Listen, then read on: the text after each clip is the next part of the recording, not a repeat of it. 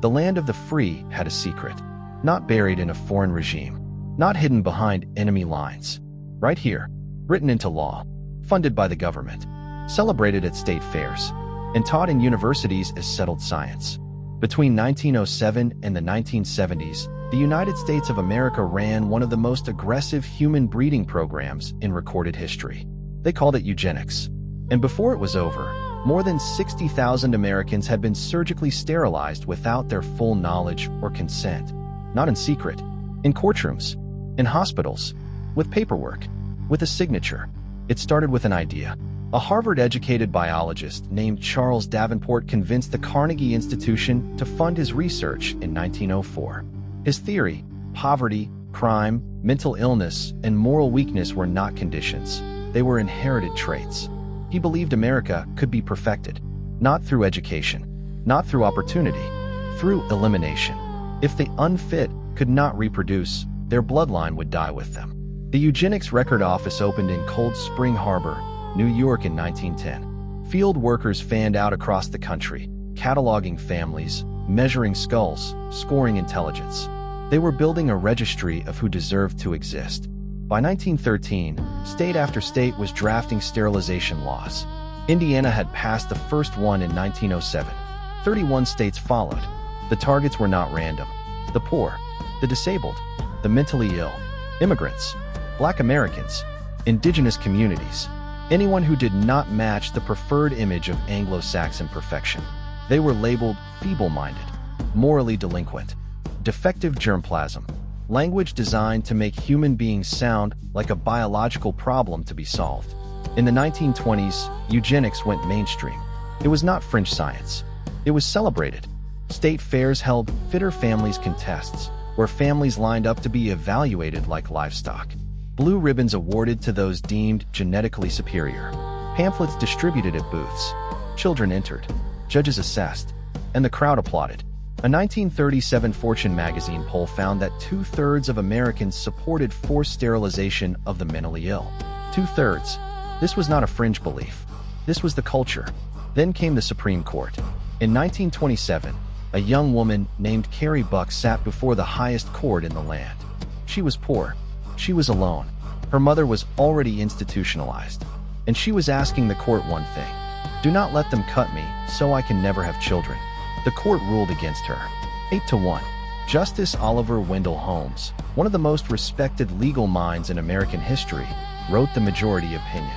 His words, "It is better for all the world if instead of waiting to execute degenerate offspring for crime, or to let them starve for their imbecility, society can prevent those who are manifestly unfit from continuing their kind." He ended with 3 words that still echo today.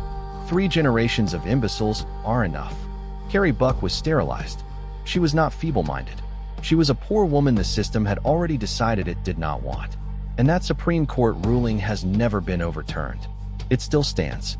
California alone forcibly sterilized over 20,000 people, 1/3 of the entire national total. They called unnecessary hysterectomies performed on Black women in Southern teaching hospitals Mississippi appendectomies, performed without consent, on women used as practice.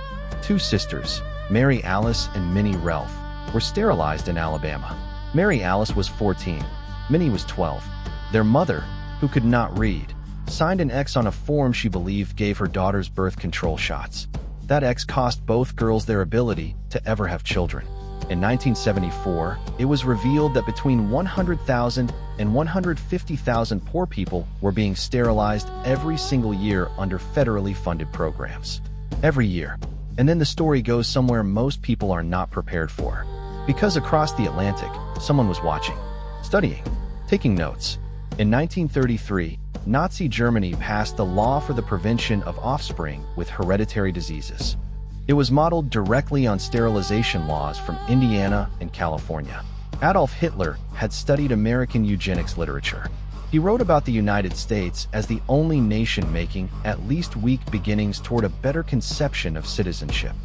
Those weak beginnings he admired led the Nazis to sterilize 400,000 people, then to the gas chambers. The Nuremberg trials prosecuted Nazi doctors for crimes against humanity, but the American laws they copied remained on the books. Not one American eugenicist was ever prosecuted. Not one. The programs did not stop after World War II. California prisons sterilized nearly 1,400 women between 1997 and 2010. In 2020, whistleblowers revealed that women held in an ICE detention center in Georgia had been sterilized without their consent. This is not ancient history. This did not end. It went underground. Now here is what most people do not know. America was not alone. In Sweden, between 1935 and 1975, 63,000 people, mostly women, were forcibly sterilized under a program that continued for decades after the war. In Canada, the province of Alberta sterilized nearly 3,000 people, including Indigenous children, some as young as 11. In Japan, the leprosy prevention law forced sterilization of thousands of patients well into the 1990s, and the government did not formally apologize until 2009. In Puerto Rico, a program known simply as La Operación sterilized an estimated one-third of Puerto Rican women between the 1930s and the 1970s. Entire communities, entire generations, erased by policy. And there are stories even more buried than these. Programs that ran quietly, in countries you would not expect, under names that sound nothing like eugenics. We are going to cover every single one of them. The ones that have never made a documentary. The ones that survivors have never spoken about on camera. The ones that governments still refuse to acknowledge. Stories so buried that when we uncovered them, we had to verify them twice just to believe they were real. And when you hear them, you are going to question everything you thought you knew about modern medicine, modern law, and modern government. Over 60,000 Americans. Not one prosecution. A Supreme Court decision still standing. And a global network of identical programs the world still has not fully reckoned with. These people were not statistics. They were daughters, sons, mothers who never got to become mothers. Men who went into institutions and came out permanently changed and were never told why. The least we can do is make sure the world knows their names. If this story moved you, share this video right now. Do not let this be something only you know. Every share is one more person who can no longer claim they did not know. And drop the word remember in the comments below. Because the first step to justice is refusing to forget.